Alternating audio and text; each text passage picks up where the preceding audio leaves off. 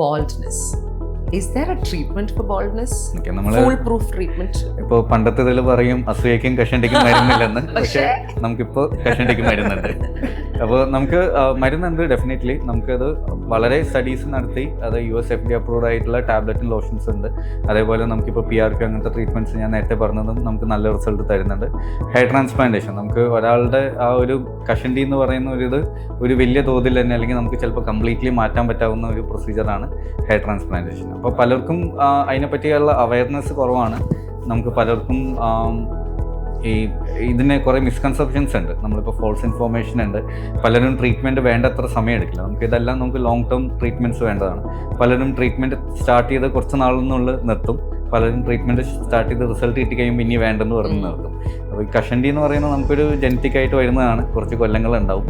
നമ്മളപ്പോൾ അത്രയും നാൾ ട്രീറ്റ്മെൻറ്റ് എടുത്തു കഴിഞ്ഞാൽ മാത്രമേ നമുക്ക് ആ വേണ്ട ഒരു ഫലം കിട്ടും.